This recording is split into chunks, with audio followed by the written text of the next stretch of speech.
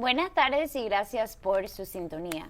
Hoy tenemos con nosotros a una de las favoritas invitadas de nuestros televidentes. Tenemos con nosotros hoy a Elaine King, que se enfoca en planificación financiera. Ella nos va a poner al día y nos va a ofrecer consejos en qué podemos hacer ahora que ya estamos en el mitad del año, qué podemos hacer para obtener metas en la vida financiera.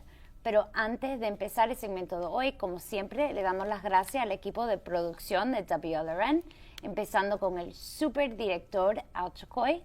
Muchísimas gracias a Michelle, John, Hans, Justin y Daniela para hacer esta programación en español posible. Y gracias a ustedes por dejarnos saber cómo es que nosotros podemos mejorar y por estar con nosotros todos los domingos.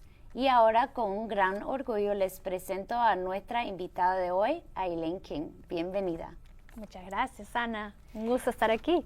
Elaine, muchísimas gracias. Usted viene acá casi cada quarter. Ajá. Y como ya le expliqué, eres una de las invitadas favoritas de nuestro televidente. Gracias. Y muchísimas gracias por darnos consejo y educación y por su tiempo, porque es cosa para nuestra comunidad que nos está mejorando. Muchísimas gracias. Pero quizá hay ciertos televidentes que no la conocen. ¿Nos puede, por favor, dar un background de dónde eres y cómo es que llegaste a esta área? Sí, yo soy originalmente de Lima, Perú. Yo soy experta en finanzas familiares. Me eduqué y me crié, más o menos, estudié bastante acá en Estados Unidos. Y me especializo en ayudar a personas a hacer del dinero una fuerza positiva en su mundo. Y también era nombrada de una de las personas, mujeres latinas, principal de finanzas aquí en los Estados Unidos, de Forbes. Eso Exacto. es... Sí. Felicidades. Gracias. Eso es un big deal. Muchas gracias. Y gracias por darnos consejos. Uh-huh. Ya estamos acabando junio. Sí. Y para mí yo lo veo como que no sé si voy a tener tiempo a seguir en mis metas y también tener metas en la área de finanzas. Gracias por estar con nosotros. Yo tengo entendida que tiene como un checklist que usted usa para prepararse no solamente a usted, pero a todas las personas que te siguen y sus clientes.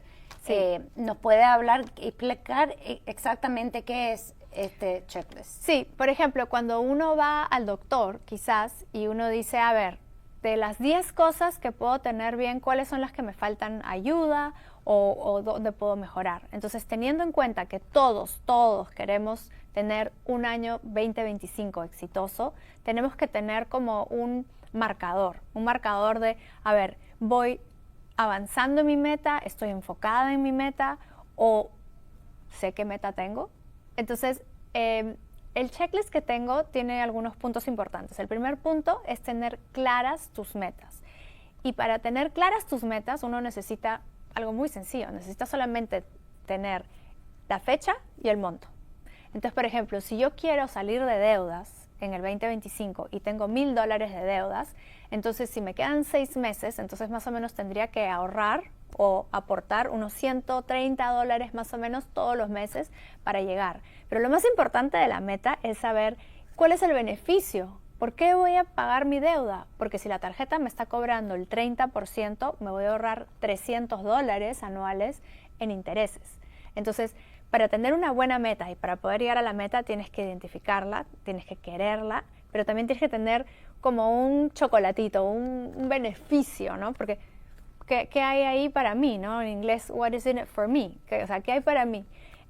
Al igual, otro ejemplo, ¿no? Porque muchos televidentes de repente le dicen, ya, Elaine, ya no tengo deudas, ¿ahora qué? Bueno, una meta puede ser crecer tu dinero a más de la inflación. ¿Y cómo haces eso? Ahorras un poquito todos los meses, tomar un curso de inversiones o conseguir a un asesor financiero o de repente reducir tu hipoteca, porque ¿quiénes no queremos tener un techo sin deuda, ¿no es cierto? Entonces, también otra de esas, yo diría que la mayoría de todos deberíamos de tener cómo poder controlar un poquito más el estrés, porque hay muchas cosas que están pasando a nivel semanal, los aranceles, las deudas, las bombas, te estoy hablando de la deuda del gobierno americano, ¿no? Estamos hablando de la deuda de la tarjeta de crédito, eso no es nada comparado con el déficit que tiene Estados Unidos. O también la devaluación del dólar, hay tantas cosas. Entonces tenemos que centrarnos y enfocarnos, y a más clara la meta, mejor. Entonces el primer paso es, mi meta es clara, y si estoy tomándola del 1 al 10, digamos, ¿qué porcentaje he avanzado de esa meta? Sí, es importante, muy importante que menciona que lo que está pasando ahora, porque eso le pone en el estrés, y yo pienso que más a las personas que quizá tiene dinero invertido, pero si sigue con las metas, entonces no importa el ruido que viene, lo que está pasando. Obviamente que es importante, pero eso a veces no debería afectar las metas que pusiste después de pensar, después de hablar con un profesional. Claro. Pero para las personas que quizá no saben cómo empezar, ¿cómo es que yo puedo empezar a poner una meta? Yo sé, el dinero y la fecha, pero ¿qué consejo le daría a una persona que no sabe cómo empezar? La segunda parte del checklist, que de hecho te va a contestar la pregunta, es tener un reporte de gastos mensual. Pero acá va lo importante, es saber cuánto uno debe de gastar versus cuánto uno está gastando. Entonces es la proyección. Entonces si tú sabes tu meta, por ejemplo, reducir tus deudas o ahorrar más, entonces tú debería de incluir eso en sus gastos mensuales y decir, si mi meta es ahorrar $500 todos los meses, ¿cómo me fue en mayo? ¿Cómo me fue en abril? ¿Cómo me fue en marzo, en febrero, en enero? ¿Y cómo puedo ajustar un poquito mis gastos para poder seguir ahorrando? Ahora, el ahorro como tal no es una meta. El ahorro no es una meta. ¿A qué quieres llegar con el ahorro? Es una meta. Entonces, por ejemplo, quieres viajar alrededor del mundo, quieres hacer tu negocio, porque yo lo que recomiendo es que todos deberíamos tener un negocio, porque el trabajo no es seguro. El trabajo con jefe eventualmente se va, porque o nos volvemos más viejos, o hay una reducción de personal, o hay una automatización de inteligencia artificial. Todas esas cosas están pasando ahora. Entonces uno tiene que tener un negocio personal. Yo diría que es una necesidad, o por lo menos empezarla, ¿no? Entonces, para poder empezar un negocio no se necesita mucho dinero, sino que se necesita educación y se necesita un poquito de dinero, de repente un poquito de ahorros para poder mantenerse, como decimos, ¿no? Dejar las luces prendidas por 1 o 2 meses hasta que nos levantemos con nuestro negocio. Entonces, tener la meta clara, yo encantada si me escriben, o podemos hacer una lista de las 10 cosas más comunes. De hecho la tengo, porque a veces las personas, como dices tú, no saben cuál puede ser mi meta. Es pasar más tiempo con mi familia, es reducir la hipoteca, comprarme una casa, tener dinero para mi jubilación, cuidar a mis hijos, poder tener dinero para educar a mis hijos, dejarles suficiente dinero, comprarme un auto nuevo. Cualquiera es la meta, nadie está juzgando. Puede ser una meta muy chiquita, empezar a hacer ejercicio, pero todo tiene un componente financiero. Porque si yo voy a empezar a hacer ejercicio, ¿qué voy a dejar de hacer? ¿Trabajar? ¿O qué voy a dejar de hacer? ¿Cocinar? Entonces, si voy a dejar de hacer ese tipo de cosas, tengo que tener la meta de cómo reemplazarlas sin que mi bolsillo sufra en el camino. Sí, pero es muy increíble ese ejemplo que usaste, porque a veces la persona dice, bueno, mi meta es yo quiero ahorrar $100, pero como mencionaste, ahorrando no es la meta. La meta es qué quieres hacer con ese dinero. Teniendo una razón, yo pienso que es importante, porque eso te pone como accountable, Sí. te sigue como enfocada, Sí. en ciertas cosas. Pero es cómico porque también, usando su ejemplo del gym, quizá quiere perder ciertas libras. ¿Cómo lo va a hacer? ¿Va a entrar en un gimnasio? ¿Va a tomar clase? ¿Cuánto te va a costar? Sí. Pero a la misma vez es que el dinero sí siempre está involucrado, porque si a la misma vez quiere agregar no solamente salud, pero también voy a estar más social y voy a quizá especializar en, no sé, yoga o jiu-jitsu. Pero todas esas cosas son cosas que te están mejorando, pero necesita metas y necesita a veces dinero por esas cosas. Y lo de las metas, Ana, es importante tenerlo apuntado en todos lados. Yo, por ejemplo, tengo un cuaderno al lado de mi cama. Antes de dormir, yo lo apunto. En la mañana, cuando me despierto, lo apunto. Cuando estoy planeando mi mes, ya está terminando el mes, apunto cuál es mi meta para julio. Y no necesariamente tienen que ser muchas metas, porque hay personas que te dicen, sí, sueñan grande, haz todas tus metas. Muchas metas no es bueno tampoco. El cerebro solamente aguanta 3 a la vez. Y puede ser, por ejemplo, como la que tengo yo, ¿no? Es crecer el negocio, pero no es crecerlo en un mes, sino es pausadamente cuánto quiero crecerlo en 12 meses y dividirlo entre 12. Es lo mismo que reducir tu deuda. Entonces, el tercero es el enemigo más grande de las finanzas saludables es la deuda negativa. Y para eso quería usar un ejemplo de un auto, ¿no? Entonces, por ejemplo, cuando uno se compra un auto, porque, claro, ahora lo de los aranceles, van a ver aranceles, todo el mundo cómprese un auto nuevo. No. Si uno se compra un auto nuevo, ¿qué pasa? Se devalúa hasta un 20% en los primeros años. Y si tú sacas un auto nuevo a financiamiento y el interés ahora está alto, entonces si te dan un interés de 10% y tu auto se devalúa 20%, ¿qué pasa en 2 años? Tú tienes un auto que vale 20% menos, o sea, si costaba, no sé, por decir algo, $10,000, ahora vale 8 y tú debes todavía 9 o 10. Entonces, esa es una deuda mala, porque esa deuda te aguanta de crecer. Ahora, si tú me dices, no, Elaine, yo soy, no sé, chofer de Uber, o yo necesito mi carro para hacer deliveries porque de eso vivo, ok, pero ¿te necesitabas un carro nuevo? De repente no. Entonces, eso es importante. Muchas personas me dicen, ¿cómo puedo tener libertad financiera? Uno de los pasos para tener libertad financiera es deshacerse de esa deuda negativa. Esa deuda que todavía estás pagando las vacaciones de hace 3 años cuando, o sea, todavía tienes el saldo de las vacaciones de 3 años. Una deuda positiva es, por ejemplo, la educación, una casita, un terreno que puede crecer, un negocio. Entonces, esa es otra cosa que está en el checklist también, es cómo voy avanzando, cómo voy reduciendo esa deuda negativa.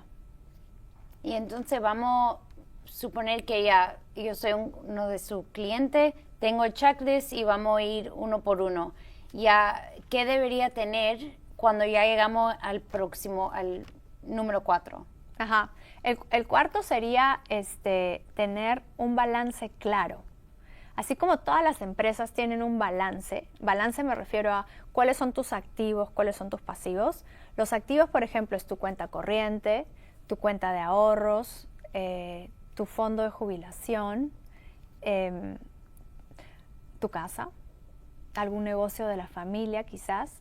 Ayer estuve trabajando con un cliente que me dice, Elaine, yo tengo 2 cuadros. ¿Esos también son activos? Claro que sí, porque los compró en $1,000 y ahora valen 5,000. Esos son activos, son coleccionables. O joyas también van en el balance. Y también en el balance van las deudas. Las deudas de, por ejemplo, tu tarjeta de crédito, student loans, préstamos estudiantiles, hipotecas, préstamos de familiares, eso también, tarjetas de crédito. Y entonces, ¿por qué es importante hacer el balance? Porque es un marcador también. A mí me encantan los marcadores. Marcadores es como que, ok, ahorita puedes tener un patrimonio de 0 y mañana tienes 1 y pasado mañana tienes 2. Entonces, siquiera lo puedes medir. ¿Cómo es el dicho, no? Lo que no se mide no avanza. Entonces, el patrimonio neto, yo recomiendo hacer un balance mínimo anualmente y máximo trimestralmente. Yo tengo clientes que les encanta hacer esos balances porque es su competencia de ellos mismos, ¿no? Ellos mismos dicen, si tenía 1.5, ahora tengo 1.6 y después tengo 1.7. Lo importante es crecer y no retroceder. Entonces, si estamos a medio año, ¿cómo va ese balance? Porque ese balance te va a ayudar a generar ingresos. también. No solamente el sueldo te da ingresos, sino que también los activos. Y yo me imagino si tiene todo y lo está anotando y tiene data, hasta puede predecir exactamente dónde debería estar, o si está haciendo mejor, o si quizá tiene que cambiar el plan a ver cómo vamos a avanzar. Claro.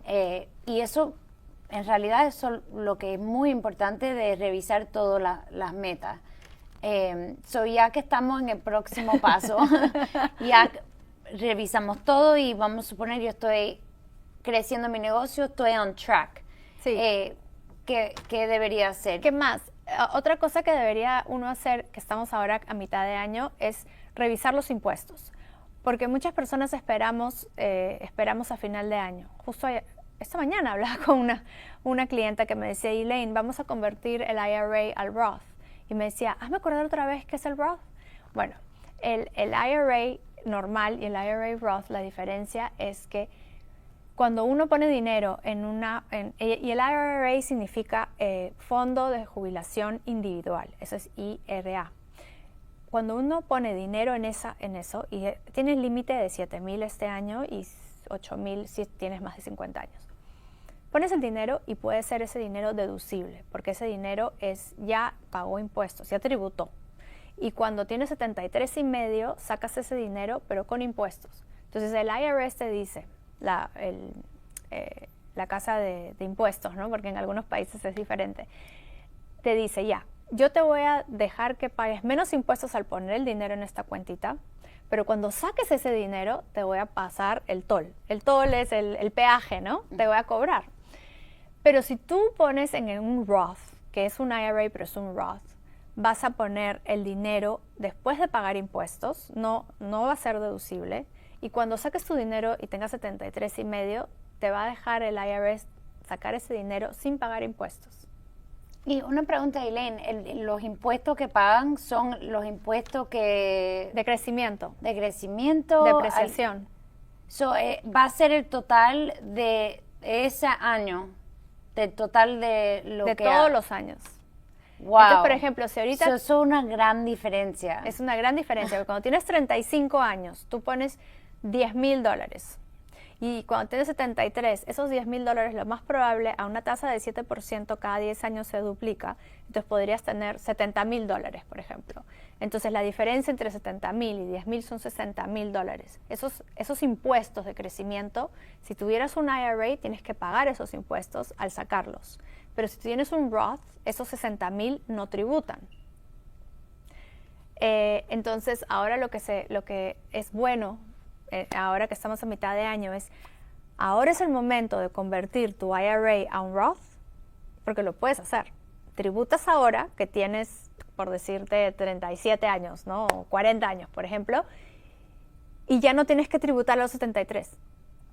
Entonces dejas que todo ese dinero crezca hasta que tengas 73 sin pagar impuestos.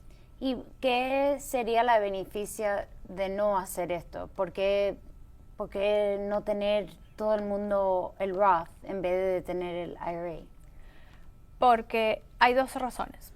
Uno, tendría el IRA de joven porque a veces $3,000, $7,000 hacen gran diferencia a un mes. No puedes. Y la otra es que a veces, por ejemplo, cuando uno pierde su trabajo, ya su porcentaje de impuestos ya no es 30 o 20%, sino que es 10%. Por ejemplo, que tú pierdas tu trabajo este año, ya no pagas 20%, pagas 10%, porque no estás ganando ingresos. Este es el año perfecto de convertir tu IRA a Roth, porque entonces ya no vas a tributar tanto. No vale la pena convertir de IRA a Roth cuando estás ganando mucho dinero, porque entonces tendrías que pagar 40% o 30% de impuestos. Ok, ya veo la diferencia. Eso es buenísimo, esos consejos. Sí. Entonces, ¿qué queda más en el checklist? Porque vamos a suponer que ya todos estamos en paso, todos estamos yendo como debería ser. Entonces, si hablamos de impuestos, ahora hablemos de un poco de planes de herencia. Una de las preocupaciones más grandes de los padres es dejar a los hijos no dejarles, o sea, morirse temprano y no dejarle suficiente a los hijos, o no dejarle instrucciones, ¿no? Entonces, lo que se hace con ese balance que yo había hablado, de que tienes un balance, no tienes un balance, es ir paso por paso, título por título. Entonces, por ejemplo, cuenta corriente, a título de aquí está, de Ana Fernández. ¿Qué pasa con Ana si se muere mañana? O si algo le pasa a Ana. ¿A quién le va esa cuenta corriente? ¿Tiene un beneficiario? ¿Está en un fideicomiso? ¿Está en una empresa? Y si es una empresa, ¿quién es el beneficiario de esa empresa? Entonces, lo que yo les recomiendo sin yo ser abogada, ojo, lo que yo les recomiendo es que vayan a su banco y les hablen a su banco para cambiar el título de la cuenta. Entonces, puedes poner un TOD o un POD, que es transferencia a la muerte, o transfer on death, o payable on death. Entonces, si algo le pasa a esa persona, al día siguiente ya saben a quién debería ir dirigido. Porque las cuentas, la Roth y el IRA, van por contrato. Entonces, eso sí, no necesitas ni siquiera un testamento, va directamente por contrato. Es importantísimo para poder proteger a tus seres queridos tener eso. Entonces, ahora es como, tú sabes que en la primavera siempre decimos spring cleaning, hay que limpiar tus finanzas. Bueno, a mediados de año hay que chequear si las finanzas están bien encarriladas para terminar el año con éxito. Y no solamente es acumular, sino que también es asegurarse que lo que tienes está bien plantado. Los títulos son muy importantes, sobre todo en bienes raíces, también como tú lo sabes, que el título, si es una empresa, ¿quién es el socio de la empresa? Yo ayer estuve con una clienta que me decía, no, la dirección es 123 y es mi esposo y yo. Nos metimos a Sotheby's y nos metimos a los títulos y decía 345 la dirección, y decía que su esposo no estaba ahí. Entonces, es sumamente importante hacer este checklist a mitad de año. Sí, y tuvimos la última semana al abogado Kevin Deeb, que nos habló exactamente sobre no solamente tener en orden el testamento, pero también los títulos son muy importantes porque eso lo ayuda a evitar ciertos taxes y los gastos de probate cuando uno se muere. Exacto. Y ese fue el tema, porque él hace planificación patrimonial, pero en realidad usa el real estate, las leyes de bienes raíces, claro, para evitar ciertos gastos en la muerte. Sí. Porque nadie quiere que los hijos van a tener encargado de la deuda y de los taxes. Sí. So, planificando correctamente también es súper importante. Sí, y también en eso hay una regla, creo que de 6 meses, que cuando alguien fallece, el precio de la vivienda es el precio de la muerte, ¿no es cierto? Entonces, por ejemplo, si tú tienes una casa de 100,000 y se muere la mamá cuando la casa valga 600, entonces el precio es 600. Pero si se vende dentro de los 6 meses, se puede ajustar el precio para no tener que pagar impuestos. Wow, eso es buenísimo. Y también, si, como mencionaste, si cambian el título en una manera que se transfiera automáticamente en mi muerte, o también creo que se llama It's Enhanced Life Estate Deed, que es el Lady Bird Deed. Ah, sí. Sí, que eso también ayuda mucho a las personas, porque también en toda esta planificación, los impuestos y esas cosas tenemos que ver todo, porque si no, como mencionaste, lo que le está dejando a los hijos a veces quizá es stress y deuda. Sí. Quiere evitar eso. Y por eso yo trabajo mucho con finanzas familiares, porque al final uno dice, sí, me morí, ya mañana ya que se los arreglen. No, porque eso le va a afectar a los abuelos, le va a afectar a los tíos, le puede afectar a los primos, le puede afectar a los hermanos, dependiendo de cómo uno deja eso. Sí, exactamente. ¿Y cómo es que yo sé que hay muchas cosas en este checklist que no solamente... Faltan las inversiones. Sí, pero si yo quería obtener, por ejemplo, este checklist o un guidance, ¿es posible de obtenerlo? Sí, yo justo lo voy a poner en la página web.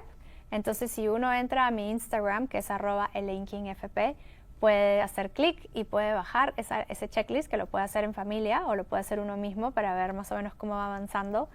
O también puede entrar a la página web, que es elainking.com. Sí, porque usted ofrece mucha educación, no solamente en esta programación, pero usted es una autora, un speaker, y ofrece mucha educación, y es muy importante porque eso es accesible a las personas que quizá no tienen idea dónde empezar, y un checklist es perfecto porque eso te pone como es como una guía. Y es muy... Sí, y hay que tener mucho cuidado porque ahora hay una campaña muy grande del CFP, que es el Certified Financial Planning Board, contra los finfluencers que están dando mala información en TikTok. Entonces no hay que escuchar consejos de personas que no están certificados. Claro que no, y yo entiendo perfectamente, hay profesionales que no son abogados y yo sé que están hablando sobre su experiencia, pero todo el mundo es diferente, las leyes en cada estado son diferentes, las familias, la financiera, todo eso es diferente. Sí. Gracias por mencionar eso también, porque muchas personas están en el social media como si ellos tienen la educación y la experiencia, pero en realidad no. Sí, Eso no todos somos iguales. No, claro que no. Pero Elaine, ya se nos está acabando el tiempo. Si usted tiene algunos consejos o últimas palabras para nuestros televidentes. Sí, claro. En estas épocas volátiles y un poco difíciles, a veces hay mucha incertidumbre, no cambien su ruta de plan. Su plan de vida es única, es de ustedes. Si tienen algún consejo, como dice Ana, a profesionales, pero no interrumpan su vida por lo que están viendo en las noticias. Enfóquense y sigan adelante, que todos podemos avanzar con eso. Bueno, muchísimas gracias, Elaine, y a ustedes hasta la próxima semana.